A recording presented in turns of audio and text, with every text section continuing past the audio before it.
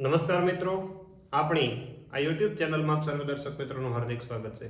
દોસ્તો, આજે ચર્ચા કરવાની છે કે જીરુના પાકની અંદર આવતો લીલો, પીળો અને જાંબુડિયો આ ત્રણ પ્રકારના જે રોગો છે, ખાસ કરીને જીરું વાવતા ખેડૂતને ઘણા બધા પરેશાન કરતા હોય. તો આ વિષય ઉપર ચર્ચા કરવા માટે હું આપની સાથે આપનો દોસ્ત મનીષ બલદાણિયા, કૃષિ વૈજ્ઞાનિક તરીકે કૃષિ વિજ્ઞાન કેન્દ્ર કોડીનાર ગીર સોમનાથ ખાતે ફરજ બજાવું છું. દોસ્તો, જીરુના ઘણા બધા ખેડૂતો સાથે ઘણી બધી ચર્ચા ક્યારેક લાંબા સમય સુધી કરી હોય છે. ઘણા બધા જીરુના જે એક્સપર્ટો છે એમની સાથે કરી હોય છે. જીરુના જે મુખ્ય સંશોધન કેન્દ્રો છે એના વૈજ્ઞાનિકો સાથે ઘણીવાર ચર્ચા થતી હોય છે. તો દોસ્તો, ખાસ કરીને જીરુના પાકની આપણે છે એ કાળજી રાખવી ખૂબ અગત્યની હોય છે. જીરું છે એ શરૂઆતની અવસ્થામાં જો એની કાળજી જેમ બાળકને ઉછેરીએ એમ જીરુને જો ઉછેર કરવામાં આવે તો જ મજા આવે, નહીતર જ્યારે વ્યવસ્થિત જો કાળજી રાખવામાં ન આવે તો જીરું છે આપણે 40-50 દિવસ પછી ભૂલી જવું પડતું હોય. આવી પરિસ્થિતિનું ઘણા બધા ખેડૂત મિત્રોએ સામનો કર્યો હશે. તો આપણે આ વર્ષે સારું જીરું લઈ શકીએ એના માટે થઈને કાળજી કરવી જ ખૂબ જરૂરી છે. હજી આપણે મહિના દિવસના જીરું થયા હશે ત્યારે છે આવા પ્રકારના રોગો આપણને દેખાવા લાગે છે. ત્યારે કેવી કાળજી રાખવી એ ખાસ અગત્યની છે. એટલે ખાસ કરીને જીરુના પાકનો લીલો સુકારો, લીલા પ્રકારનો જે સુકારો આવે એને આપણે લીલો સુકારો કહેવાય. કેમ આને લીલો સુકારો કહેવાય? તો દોસ્તો, આ પ્રકારના રોગની અંદર છોડવા છે એ જીરુના, કોઈ પણ છોડ છે જીરુના આમ જમીન ઉપર આપણો છોડ છે આમ તંદુરસ્ત રીતે ઊભો હશે, એ છોડ ધીરે ધીરે ધીરે ધીરે કરતા આમ મરડાઈ જશે અને મુરઝાઈ જશે. આમ કેમ આપણે આમ મુરઝાઈને આમ પીળો હોય એ રીતના છે એ છોડ મુંજાઈ જાય છે. એટલે મુરઝાઈ ગયું છોડ, મુંજાઈ ગયો એનો મતલબ એવો થયો કે હવે એની સિસ્ટમ છે એ બ્લોક થઈ નીચેથી, કારણ કે ખોરાક આપવાનો બંધ થયો એટલે એ છોડવો આમ લબડી ગયો છે. અને આપણે દેશી ભાષામાં લબડી ગયો એમ કહીએ. કે લબડી કેમ ગયો? કે ભાઈ એને હવે ખાવાનું મળતું બંધ થઈ ગયું છે. તો એ ખાવાનું ક્યાંથી બંધ થાય? મૂળમાંથી. તો આપણે પહેલા એના મૂળ ઉપર પકડવાનું છે. એટલે પહેલા લીલો સુકારો એને કહેવાય. છોડવા લીલા છે ને ખાવાનું બંધ થઈ ગયું એટલે મરી ગયો, બરાબર, મૂંઝાઈ ગયો છે. મૂંઝાઈ ગયો એટલે હવે મરી જવાનું છે. ખાસ કાળજી રાખ્યું એટલે આને આપણે લીલો સુકારો કહેવાય. એના લક્ષણો એવા છે કે શરૂઆતની અવસ્થામાં નીચેના પાંદડા, છોડવાના મૂળ છે ને હવે કામ આપતા બંધ થઈ જાય ને એટલે નીચેના જે પાંદડા છે એ પીળા પડે. કેવા પડે? પીળા પડે. પછી આ પાંદડા પીળા પડે. આ જ્યારે છોડવો મરી જાય ને ત્યારે પેલા નીચેના પડે, પછી ઉપરના પડે. આના પછી એમાંથી ધીરે ધીરે ધીરે ધીરે એને આપણે છે એ નસ કાપીએ એટલે એ નસું છે એની જ્યારે આ ઊભો છેદ કરવામાં આવે, જીરુના છોડવાના ઊભો ભાગ પાડવામાં આવે ત્યારે એની જે અન્નવાહિની છે, જળવાહિની અને અન્નવાહિની, એની અંદર ભૂરા ભૂરા કલરની રેખાઓ તમને જોવા મળે. એટલે તમારે સમજવાનું કે આની અંદર છે એ લીલો સુકારો આવી ગયો છે, આના મૂળ છે એ કામ કરતા બંધ થઈ ગયા છે, બરાબર. એના માટે દવા આપણે આગળ જોશું. પછી અહીંથી ઘણીવાર નેક્રોસિસ શરૂ થાય. નેક્રોસિસ એટલે ફૂંકાવાનું શરૂ થાય, સુકાવાનું શરૂ થાય એટલે છોડ છે એ મરી જાય. અને કાળિયા તરીકે ઘણા ઓળખે, ઘણા પછી આ ફૂંકાવા માંડે. એટલે પહેલા લીલો આવે અને પછી પીળો સુકારો આવે. કેવો આવે? પહેલા લીલો ને એમાંથી પછી પીળામાં રૂપાંતર થાય. અને નેક્રોસિસ પણ કહી શકાય. આ બંનેનું નિયંત્રણ, બંનેનો રોગ એક પ્રકારનો થાય, બંનેનું નિયંત્રણ એક જ દવાથી આપણે કરી શકીએ. ઘણીવાર આપણે પછી મોંઘી દાઢ દવાઓ તમે બધા છે એ પાણીમાં પાવાની શરૂ કરી દો. કઈ પાવે? તો કે થાયોફિનાટ મિથાઇલ બલદાણિયા સાહેબે કીધું તું ઝીંકો. મેં એમ નથી કીધું, આ તો તમે એમ કહો કે એને ઝીંકો. એટલે ઝીંકવાનું નથી. પહેલા થોડુંક સમજતા શીખીએ. એટલે આ તમારા માટે ખાસ અગત્યનું હતું કે એના લક્ષણો આવા છે. આ રોગ આવે એ પહેલા કેવી કાળજી રાખવી જોઈએ? રોગ ન આવે એના માટે તો કે બીજ માવજતની આપણે ચર્ચાઓ કરી હતી. થોડીક બીજને પટ આપીને વાવેતર કરવું જોઈએ. ઓકે, ભૂલી ગયા, કોઈ વાંધો નહીં. જો તમારા ખેતરમાં લીલો સુકારો નથી આવ્યો તો તમારે અત્યારે ટ્રાઇકોડર્મા આપી દેવાનું છે. શું આપી દેવાનું છે? ટ્રાઇકોડર્મા.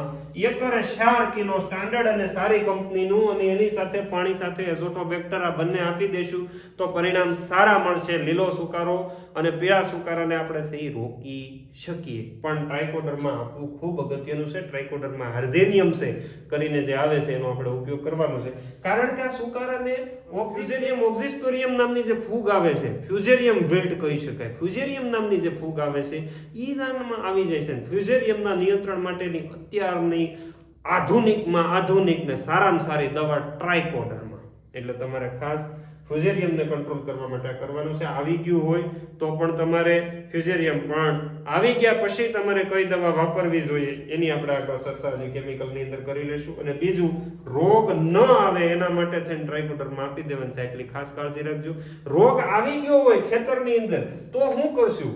એક તો વાદળછાયું અત્યારે વાતાવરણ થઈ ગયું છે, યાદ રાખજો. વાદળછાયા વાતાવરણની અંદર એક તો પિયત આપવાની મનાઈ છે. બીજું, આ રોગ છે હવા દ્વારા પણ ફેલાય, જેટલું પવનની ગતિ વધારે એટલો વધારે ફેલાય. એ જ રીતના પાણી આપશો એટલે પાણી દ્વારા પણ ફેલાશે, જમીન દ્વારા પણ ફેલાતો આ રોગ છે. એટલે ખાસ તમારે કાળજી રાખવાની છે કે દોસ્તો, જ્યારે પીળો હુકારો હવા દ્વારા ફેલાતો હોય, જેને કાળિયા ચરમી તરીકે આપણે ઓળખતા હોય, કાળિયા તરીકે ઓળખતા હોય, લીલો હુકારો હેઠેથી ફ્યુઝેરિયમ વિલ્ટ છે એ તમારું પાણી, એટલે પાણી તાત્કાલિક અસરથી રોકી દેવું જોઈએ. આ ખાસ કાળજી રાખજો. જે લોકો ઓછું પાણી પાય એને ઓછો રોગ આવે, એની પાછળના કારણ આ છે. બીજું, હવે આના માટે થઈને તમે દવા કઈ વાપરી શકો તો આના માટે થઈને બજારની અંદર અત્યારે એઝોસ્ટ્રોબિન પ્લસ ક્લોરોથિનોનિલ કરીને આવે છે, એનો પણ ઉપયોગ કરી શકો છો. એક્લુક્રોનિલ કરીને આવે છે 75% સુધી, એનો પણ તમે ઉપયોગ કરી શકો છો. સિસ્ટમ જે બ્લોક થઈ ગઈ, અહીંયા જે મૂળિયાની બ્લોક સિસ્ટમની આપણે વાત કરી હતી, એને ખોલવા માટે મેટાલેક્ઝિલ પણ કામ કરે છે. મેટાલેક્ઝિલ, બરાબર, અને મેન્કોઝેબનું જે મિશ્રણ આવે છે એ પણ તમે ઉપયોગ કરી શકો. એટલે આ મેટાલેક્ઝિલ મેન્કોઝેબ સ્ટાન્ડર્ડ અને સારી કંપનીનું. મેટાલેક્ઝિલ પાવાનું નથી, મારી અહીંથી તમને પાવાની કોઈ ભલામણ નથી, નહીતર કે સાહેબ ઈ તો અમે પાઈ દીધું હતું. નહીં દોસ્ત, પાવાનું નથી. મેટાલેક્ઝિલ મેન્કોઝેબ 1 પાઉન્ડની માપ સાથે જે કંપનીનું આવે છે એ તમારે એક પંપની અંદર નાખવાનું છે, સાથે સ્ટીકર નાખી દેવાનું છે, અને સારામાં સારું રિઝલ્ટ તમે લીલા પીળા સુકારાની અંદર મેળવી શકો છો.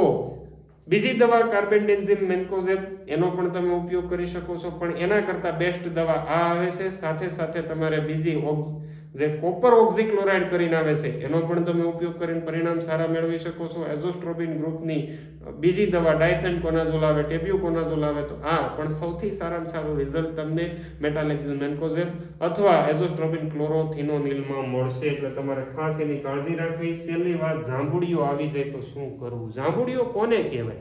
છોડવા છે એ ધીરે ધીરે કરતા જાંબુડિયા કલરના થવા માંડે, એટલે કે પર્પલ કલરના થવા માંડે, જાંબલી કલર જેવા થવા માંડે, ને પછી એમાંથી છોડવા કાળા થવા માંડે, ને પછી છોડવા સુકાઈ જાય, અને લીલો પીળો, ને પછી છેલ્લે જાંબુડિયો સુકારો કહેવાય. જાંબુડિયાના નિયંત્રણ માટે એક જ દવા મેન્કોઝેબ, એકલું મેન્કોઝેબ તમે છંટકાવ કરશો એટલે તમારે જાંબુડિયાનું સરળ ભાષાની અંદર ને સરળ રીતે નિયંત્રણ થઈ શકે. શું? મેન્કોઝેબ 50 ગ્રામ એક પંપની અંદર નાખી અને છંટકાવ કરવામાં આવે એટલે તાકાતવાળું રિઝલ્ટ મેન્કોઝેબ આપે છે. એટલા માટે જ આપણે કીધું હતું મેટાલેક્ઝિલ મેન્કોઝેબનો છંટકાવ કરો. હવે આ જાંબુડીઓ આવે ને દવા નીચે પાય, વિચારો આ કોન્ટેક્ટ પ્રકારની દવા છે. અહીંયા તકલીફ થઈ તો અહીંયા દવા ન લગાડાય, અહીંયા થઈ તો અહીંયા જ લગાડવી પડે. એટલે હવે નીચે પાયું એનો કોઈ મતલબ નથી. કદાચ કરોડો રૂપિયાની દવા લાવીને પાહો નીચે તોય કોઈ ફેર પડશે નહીં. એટલે મેન્કોઝેબ જૂની દવા છે પણ ખૂબ સારી છે, એટલે ખાસ તમારે એ કાળજી રાખવાની છે. જ્યારે જાંબુડિયા પ્રકારનો રોગ તમને દેખાવા લાગે ત્યારે આની સાથે કોઈ પણ ખાતરોનો ઉપયોગ કરવાનો નથી. યાદ રાખજો, કોઈ પણ ખાતરોનો ઉપયોગ કરશો એટલે દવાઓનું રિઝલ્ટ કપાય છે, એટલે તમને પ્રોપર વેની અંદર રિઝલ્ટ મળતું નથી. ઉપરાંત ખાતર છે એ કે આપવાના નથી. જ્યારે રોગ દેખાવાનું શરૂ થાય ત્યારે પાણી અને ખાતર સદંતર બંધ કરી દેવાના છે. દોસ્તો, આની સાથે એક વસ્તુ નાખી શકાય, આ બંનેની સાથે, જે 55.13% સલ્ફર કરીને જે આવે છે એસસી ફોર્મની અંદર, એ તમે 20, 25, 30 ml સુધી નાખજો.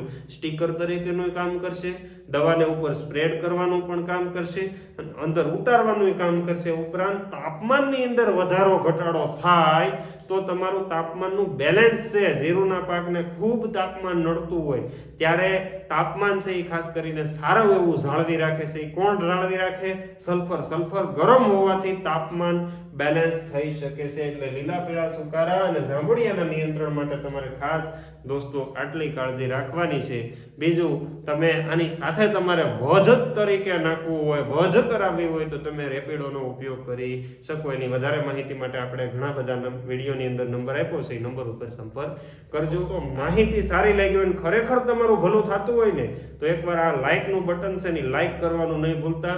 સબસ્ક્રાઇબ કરવાનું નહીં ભૂલતા અને અન્ય લોકોને શેર કરવાનું નહીં ભૂલતા, કારણ કે અમે તમારા માટે જો આટલી માહિતી પહોંચાડવાનો પ્રયત્ન કરતા હોય તો તમારે અમારી આ માહિતી અન્ય લોકો સુધી પહોંચાડવાનો પ્રયત્ન કરવાનો છે. ઘણા બધા આની અંદર ધોવાઈ જાય છે, દવાઓની અંદર અઢળક ખર્ચા કરે છે અને છતાં પરિણામ ન મળે, 50 દિવસ પછી જીરું વિહોણા થઈ જાય, તો એની કરતાં આ માહિતીનો એને સહયોગ મળી રહે અને એના ખેતરની અંદર ખૂબ સારું ઉત્પાદન મળે એવી આપણે અપેક્ષા રાખીએ છીએ. એટલે તમે એને શેર કરવાનું નહીં ભૂલતા.